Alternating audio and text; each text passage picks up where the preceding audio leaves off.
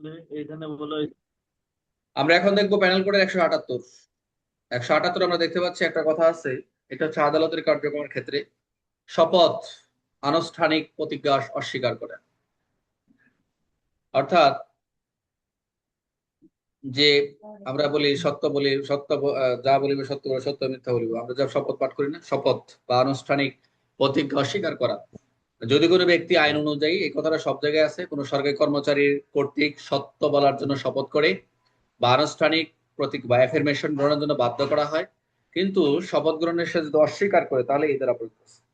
তাহলে সরকারি কর্মচারী কর্তৃক সত্য বলার জন্য সে আনুষ্ঠানিকভাবে সে বাধ্য বাধ্য করা হয়, কিন্তু সে শপথ যে শপথ আমি সব শপথ প্রতিজ্ঞা নিতে অস্বীকার করবো, এই অস্বীকার যদি করে 178। আর এখানে কিছু নাই, এটা 7 6 মাস ও 1,000 টাকা জরিমানা। যেমন উদাহরণটা কি, রহিম আদালতের ম্যাজিস্ট্রেটের শপথের মাধ্যমে সত্য বলার জন্য বাধ্য করলেন, কিন্তু রহিম শপথ গ্রহণ থেকে অস্বীকার করলো। এই এই এই প্রশ্নটাই এখান থেকে উদাহরণটা দিয়ে দেবো, আপনি ধারাটা লিখবেন যে বলবে ক নামক ক নামক ব্যক্তিকে আদালতে ম্যাজিস্ট্রেটের শপথের মাধ্যমে সবাই বাধ্য করলেন, কিন্তু রহিম শপথ গ্রহণ অস্বীকার করলো।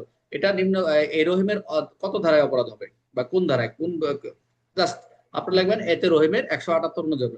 আগে প্রশ্নটা লিখবেন, একটু লিখে যে রহিমের এত ধারায়, এবং 100 এখন যদি লেখেন 178 এই বলা রয়েছে, তা আপনি লিখতে পারেন, অসুবিধা নেই।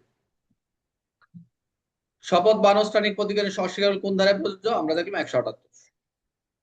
এগুলো সাজা মাজা এগুলো দরকার নেই বেশি। তাহলে সব এই 178 কোন অপরাধের সাথে সম্পর্কিত? অবশ্যই শপথ বা আনুষ্ঠানিক প্রতিজ্ঞা অস্বীকার করা। প্রত্যেকটা ধারা আমি বলছি যে শপথ। মূল বিষয়গুলো নিবেন, বারবার পড়বেন, একটু একটু লিখবেন। এখন যে ধারা পড়াবো